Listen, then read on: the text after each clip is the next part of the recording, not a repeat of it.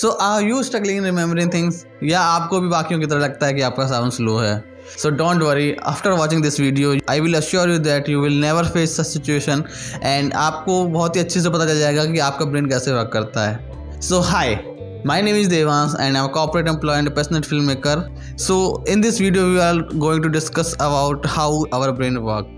So most importantly यार, जब भी आप स्ट्रगल करते हो ना, तो वो किसी भी चीज़ को रिकॉल करने में, तो वो आपके ब्रेन के लिए बहुत ही बेनिफिशियल होता है। वो आपके ब्रेन के कनेक्शंस को बहुत ही स्ट्रॉन्ग और डीपन करता है। इन ब्रीफ अगर मैं अपनी भाषा में बताऊँ तो जब भी आप कोशिश करते हो किसी चीज़ को याद करने के लिए, तो आपके ब्रेन में जो न्यूरॉन्स होते हैं, तो उनके बीच का जो पाथ होता है, उनके बीच के जो रिश्ते होते हैं वो और ज़्यादा मजबूत हो जाते हैं, जिसकी वजह से आपकी जो मेमोरी उस पर्टिकुलर चीज़ को लेकर होती है वो बहुत ही ज़्यादा स्ट्रॉन्ग हो जाती है, जिसकी वजह से आपकी रिकॉलिंग बहुत ही स्ट्रॉन्ग हो जाती है एंड आपको एक फ्रैक्शन ऑफ सेकेंड लगता है फिर उस चीज़ को रिकॉल करने में बाद में, जिसे हम अदर वर्ड्स एक्टिव रिकॉल भी कहते हैं। In fact neurons that fire together are wire together, मतलब ये है कि every successful recall it just like doing a rep in the gym.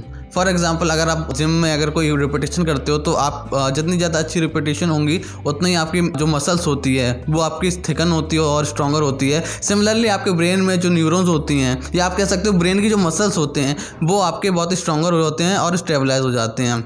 That's how forgetting becomes slower and recall become faster. For example, in the ground जब आप जाते हो तो वहाँ पर हर तरफ घास होती है, और अगर आप हर दिन सेम पाथ पर उस घास पे चलोगे तो वो जो है वो भी क्लियर हो जाता है।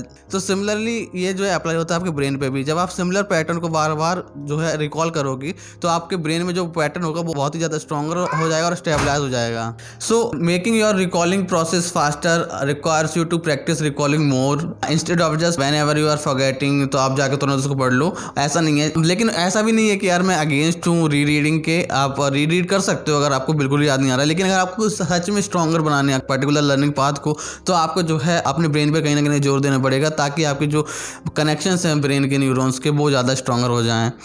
सो हमने देखा एक्टिव रिकॉलिंग तो हो गई, अब एक एक्टिव लर्निंग भी होती है साइकोलॉजी की लैंग्वेज में, जिसको हम डिस्कस करते हैं। So most interesting way of learning होता है ना यार, कि पैटर्न्स को क्रिएट करना। पैटर्न्स क्रिएट करना मतलब आपने देखा होगा बहुत सारे जो अच्छे टॉपर्स होते हैं, लाइक अच्छे अच्छे कॉलेज में जाते हैं, उनका एक पैटर्न होता है कि वो एक म्यूजिक प्ले करते हैं जब भी वो पढ़ाई कर रहे होते हैं। तो म्यूजिक इज़ नॉट समथिंग जो एक एड की तरह काम करता है उनकी लर्निंग और रिकॉलिंग प्रोसेस में, वो एक पैटर्न क्रिएट करता है।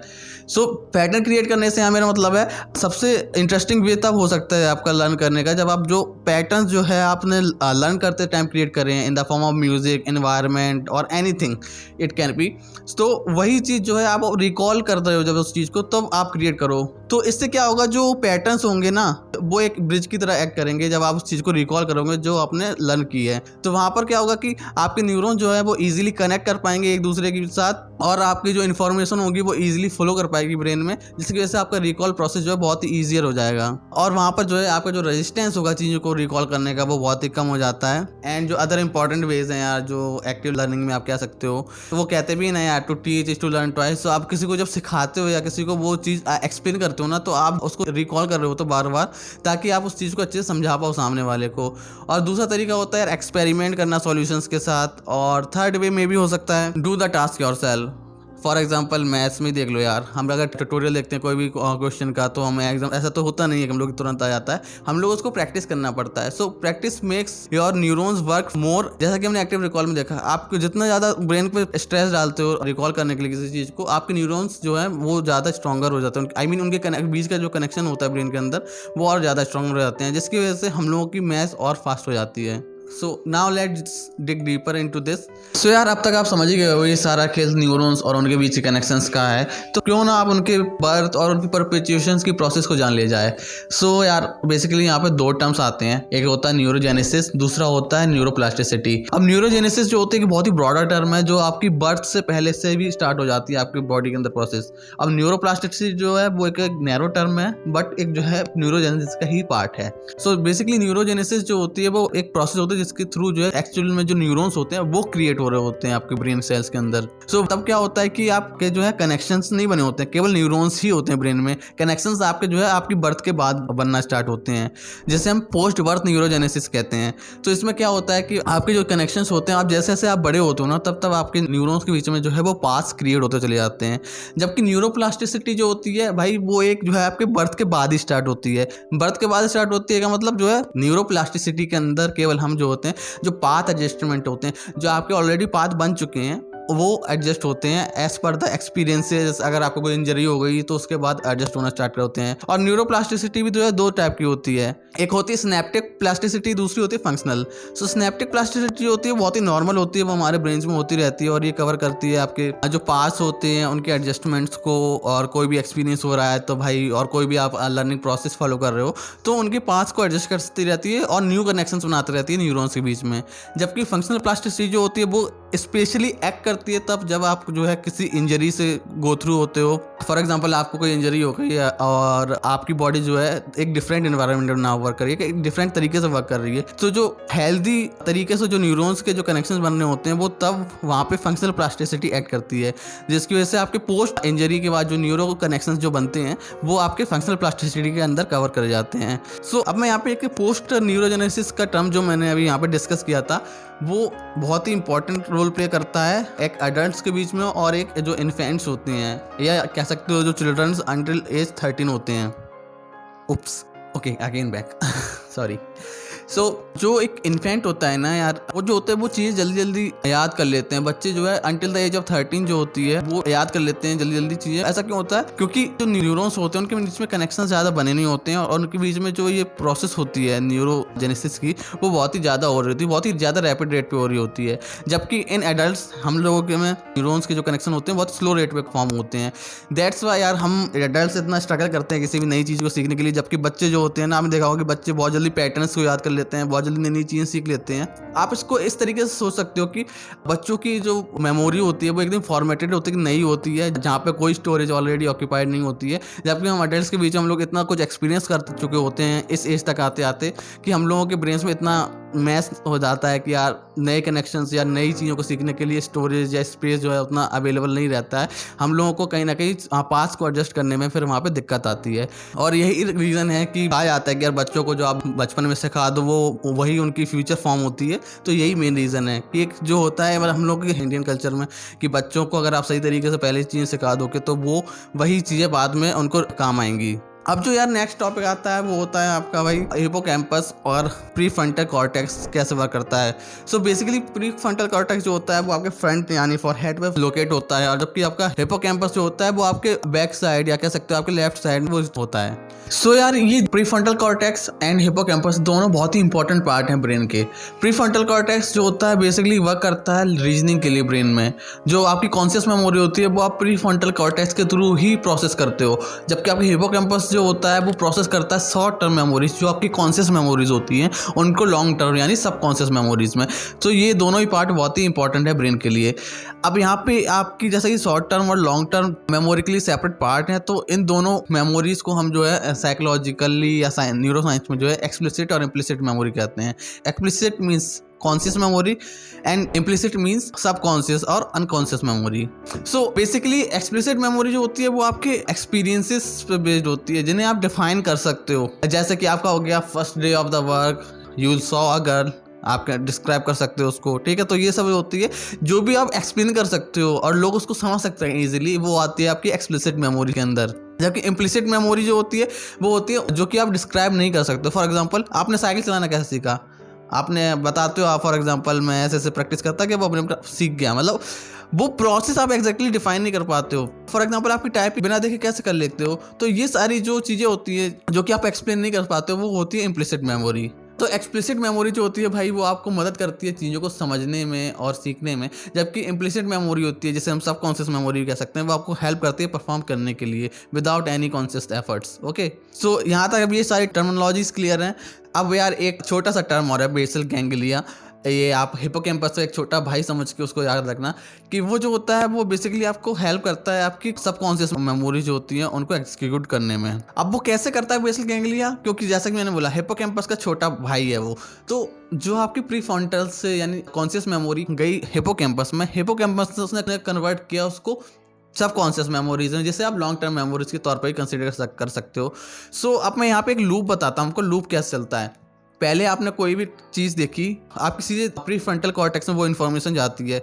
अब प्रीफ्रंटल कॉर्टेक्स जो होता है वो एंड टू एंड वर्क करता है, एक एंड टू एंड इंक्रिप्शन की तरह होता है, लेकिन इसके बीच में जो चीज़ें होती हैं वो आपकी हिपोकैम्पस हो गया, बेसल गैंग्लिया है, ये सारी चीज़ें होती हैं। तो जैसे कि आपकी इन्फॉर्मेशन जो है आपकी ब्रेन में गई प्रीफ्रंटल कॉर्टेक्स में, उसके बाद वो इन्फॉर्मेशन जो है आपके बेसल गैंग्लिया के पास जाएगी, जो कि हिपोकैम्पस छोटा भाई है, जिसके पास जो है वो सारी पास्ट की इन्फॉर्मेशन एक्सपीरियंस के बेस पे स्टोर्ड है। ठीक है, तो वो वहाँ पर जो है एनालाइज करेगा कि यार ये इस तरीके की चीज़ें क्या मैंने पास्ट की है। ठीक है, तो अगर उससे भी कोई रिलेटेबल चीज़ मिलती है या कोई भी रिलेटेबल एक्शन आपके बेसल गैंग्लिया के पास है, तो उसके बेस पर वहाँ पर जो है एक डोपामिन स्पाइक आता है। अब वहाँ पे अगर आप डोपामिन स्पाइक क्यों आया, क्योंकि वो चीज़ आपकी मैच कर गई। जैसे होता है ना, हम लोगों ने CID वगैरह में देखा होगा यार कि क्रिमिनल के चेहरे कैसे मैच करते हैं, तो इसी तरीके से आप यहाँ पर समझ सकते हो कि कंप्यूटर ने यानी आपकी जो बेसल गैंग्लिया है वहाँ पर मेमोरीज जो है वो वहाँ पर मैच कर गई। तो मेमोरी जब मैच कर जाती है, जो रिलेटेबल एक्शन होता है वो वहाँ पे डोपामिन स्पाइक करता है, जिसका मतलब सिग्नल होता है कि यार हाँ, हमारे पास कुछ ऐसा एक्सपीरियंस है पास्ट के बेस पे जो हमारे जो न्यू सिचुएशन हम फेस कर रहे हैं उस पर काम कर सकता है, वहाँ पे हम एग्जीक्यूट कर सकते हैं उससे रिलेटेड कोई चीज़ जो हमारे पास ऑलरेडी स्टोर्ड है। अब यहाँ पे एक ट्रांसमीटर कह लो यार, आप कह लो एक पोस्टमैन जो होता है वो एक तो थैलेमस। ठीक है, वहाँ पे एक पोस्टमैन होता है थैलेमस। थैलेमस जो होता है वो रिलेटेड इन्फॉर्मेशन जो मैच करी होती है वो उसको वापस भेजता है प्रीफ्रंटल कॉर्टेक्स के पास, क्योंकि प्रीफ्रंटल कॉर्टेक्स जो होता है जैसे कि मैंने बताया एंड टू एंड इनक्रिप्टेड होता है, मतलब प्रीफ्रंटल कॉर्टेक्स से इन्फॉर्मेशन लेगा, रिट्रीव करेगा और वापस उसको भेजेगा भी। तो वहाँ पे प्रीफ्रंटल कॉर्टेक्स के पास गई, फिर जो प्रीफ्रंटल ने उसको based on the reasoning and logical thinking जो है उसके अपने अकॉर्डिंगली जो है मिसमैच या कह सकते हो creatively basically mixing the information जो आपकी स्टोर्ड थी और जो आपको लगा कि एग्जीक्यूट कर सकते हो, तो उसको मिक्स करके उन एक्शंस को उसने वहाँ पे एग्जीक्यूट कर दिया उस पर्टिकुलर सिचुएशन में। तो जब वो एग्जीक्यूट करा, तो अगर वो आपकी इन्फॉर्मेशन जो है जो प्रीफ्रंटल कॉर्टेक्स ने एग्जीक्यूट की है वो वहाँ पे अगर काम कर गई, तो वो दोबारा ब्रेन में जो है रीइंफोर्स्ड हो जाता है, एक इंप्रेशन बन जाता है उसका कि हाँ ये चीज़ वर्क कर गई। अगर वो फेल हो गई तो उसको सप्रेस कर देता है brain, prefrontal cortex basically to be specific. और जब ये चीज़ें हो जाती हैं तो यही चीज़ें जो है भाई एक लूप बन जाती हैं और बिना किसी कॉन्शियस थिंकिंग के ये सारी पूरी प्रोसेस जो होती है हमारी बॉडी करती रहती है और हमें पता भी नहीं चलता है।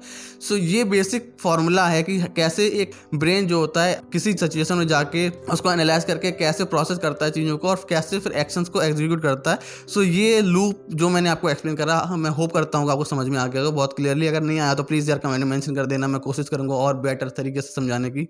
अब यार एक चीज़ आती है जिसे कहते हैं हम दिल में बस जाना, जिन चीज़ों को कहते हैं ना कि यार मैंने उस लड़की को देखा, उसका पूरा चेहरा याद है। ठीक है, ये मैं एग्जांपल दे रहा हूँ, प्लीज़ कहीं गलत मत लेना। ठीक है, तो वो चीज़ें याद हो जाए। फर्स्ट इंप्रेशन किसी चीज़ का होता है यार, कुछ चीज़ें होती हैं, मैंने ऐसा बुक में किसी बचपन में किसी बुक में भी पढ़ा था कि लर्न बाय हार्ट, चीज़ों को याद करो, दिल से याद रखो, लोगों को दिल से याद रखा जाता है। तो इस तरीके की चीज़ें जो है वो भाई कहाँ से आती हैं, तो वहाँ पे भी एक आपके ब्रेन का एक पार्ट है, वो होता है एमिगला। एमिगला बेसिकली करता क्या है, वो मेमोरीज को इम्प्रेस करता है with associated to a particular emotion. Emotion क्या हो सकता है, फियर भी हो सकता है, लव भी हो सकता है, एंगर भी हो सकता है या कोई थ्रेट भी हो सकती है। सो एमिगला ये जो काइंड ऑफ जो इमोशंस हैं उनके बेसिस पे थॉट्स को कैटेगराइज करता है आपके ब्रेन में। अब इसको आप ऐसे समझ सकते हो कि मतलब जब आपका प्रीफ्रंटल कॉर्टेक्स किसी सिचुएशन, फॉर एग्जांपल फियर, जब आपको डर होता है या एंगर के टाइम लग रहा होता है, तब आपकी जो कॉन्शियस थिंकिंग होती है वो आपकी अफेक्ट हो जाती है और वहाँ पे जो है एमिगला ने जो मेमोरीज फॉर्म की होती हैं जो कि इमोशनलाइज्ड होती हैं related to the anger in the anger situation and fear related to the fear in the fearful situation. Okay, तो वहाँ पर जो है जो भी मेमोरीज होगी, जो भी एक्शन होते हैं वो एमिगला इम्प्लीमेंट करता है, ना कि प्रीफ्रंटल कॉर्टेक्स। अब इसको आप ऐसे समझ सकते हो यार कि फॉर एग्जाम्पल आपको स्पीच देनी है, एक सिनेरियो है कि आपको जो है उस पर्सन को डिस्क्राइब करना है जिसको आप बहुत ही ज़्यादा प्यार करते हो, मतलब आप पूरी तरीके से आप पागल हो उसके पीछे और प्यार बहुत ज़्यादा करते हो। दूसरी चीज़, आपको एक ऐसी चीज़ टॉपिक को डिस्क्राइब करना है, फॉर एग्जांपल आप कोई भी थ्योरेटिकल कॉन्सेप्ट ले लो बुक का। ओके, सो वहाँ पे क्या होगा, जब आप पहली बार, जब फॉर एग्जांपल मैं एज्यूम करके चल रहा हूँ, आप जो है वो पर्सन जो है पहली बार अपनी प्रेजेंटेशन देने जा रहा है और पोडियम पे उसका फर्स्ट टाइम है, तो आपको क्या लगता है कौन से केस में वो बेटर डिस्क्राइब कर पाएगा टॉपिक को?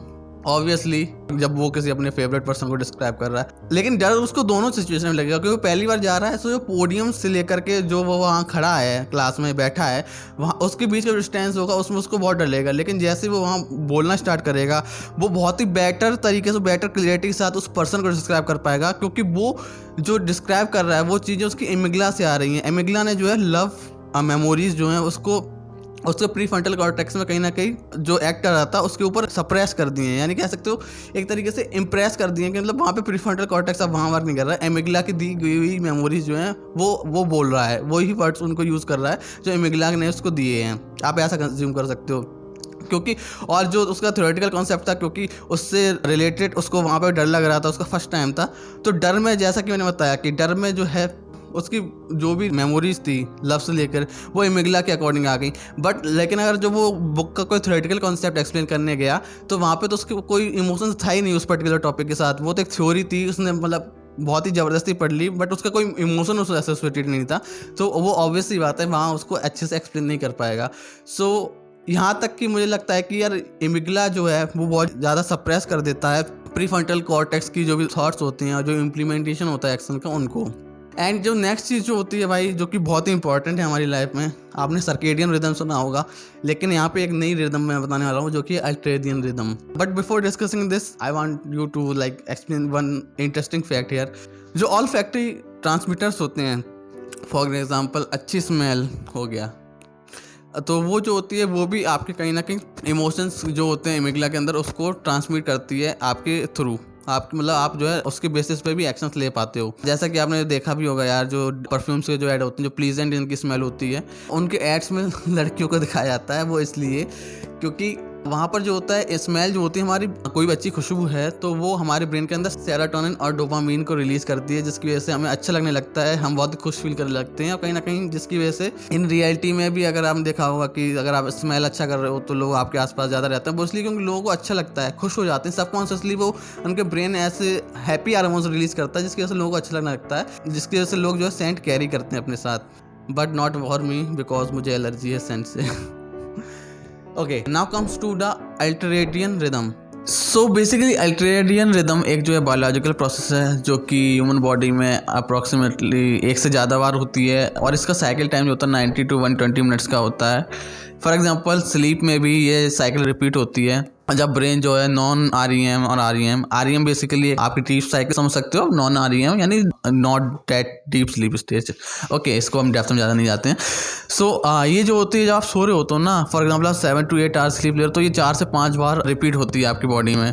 और हर एक साइकिल जब जो आता है वो एक फोकस और एक एनर्जी लेके आता है, ठीक है। जो स्टार्टिंग के 90 मिनट्स होते हैं उसमें बहुत ज़्यादा होता है, और जिसकी वजह से जो है वहाँ पर हार्मोन्स जो होते हैं आपके स्ट्रेस रिलीजिंग हार्मोन, जैसे कॉर्टिसोल हो गया और सेरोटोनिन हो गया और कॉर्टिसोल हो गया हार्मोन, वो रिलीज हो रहे होते हैं आपकी नर्व्स में, जिसकी वजह से हम लोगों को इसलिए प्रेफर किया जाता है कि यार हम लोग ज़्यादा स्लीप लें और डीप स्लीप लें। इसलिए अगर ज़्यादा भी नहीं ले पा रहे तो डीप स्लीप लें, क्योंकि जो एक साइकिल होती है अगर आपने अच्छे से ले ली तो वो आप कहीं ना कहीं आपकी अलर्टनेस को, वो जो आप जगोगे तो आपको बढ़ा देगा और आपका फोकस भी काफ़ी हाई रहेगा उसके बाद।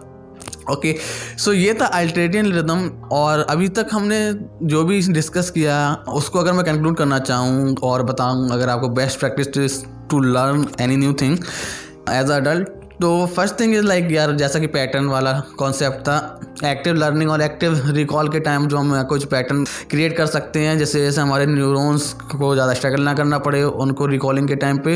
And then second, learn by heart. यार कोई भी चीज़ अगर आप याद कर रहे हो, फॉर एग्जांपल कभी तो कहते हैं ना यार कि मतलब बहुत से लोगों को पढ़ाई में इंटरेस्ट नहीं होता, लेकिन वो लाइफ में कुछ अदर एरिया में बहुत अच्छा कर जाते हैं। वो इसलिए क्योंकि इंटरेस्ट की जो चीज़ होती है वो एक इमोशन जुड़ जाता है उस चीज़ के साथ, तो वो उस चीज़ को बहुत ही अच्छे से परफॉर्म करते हैं और जिसकी वजह से वो एक सक्सेसफुल करियर बना पाते हैं उस पर्टिकुलर फील्ड में। तो ये था सेकेंड वे किसी भी चीज़ को अच्छे से याद करने का। सो या that's it from this video from my and. And I hope आपको जो भी कॉन्सेप्ट मैंने बताया वो समझ में आ गए होंगे। अगर नहीं आए तो आप मुझे कमेंट में पूछ सकते हो, एंड कोई रिसर्च जहाँ पे मैंने की मैं उनके लिंक्स भी अगर नीचे दे दूंगा डिस्क्रिप्शन में, एंड आप मुझसे कनेक्ट भी कर सकते हो सोशल मीडिया पे, कहीं पे भी लिंक्स आर और इन द डिस्क्रिप्शन। बट यार अगेन एक सेम रिक्वेस्ट है, लेकिन जो भी मैंने बोला है आप उसको खुद भी एक बार पढ़ के देखो, वीडियो को दोबारा से प्ले एंड पॉज करके देखो और देखो यार कि मैंने जो भी बोला वो सारी चीज़ मैच कर रही है कि नहीं। बट सिंस मैं आपको रिसर्च अपना पेपर दे रहा हूँ वो already chat GPT and other AI tools को यूज़ करके है, तो आपको बहुत ईजी रहेगा वैलिडेट करना जो भी मैंने आज बोला है। एंड या this is me Devansh signing off.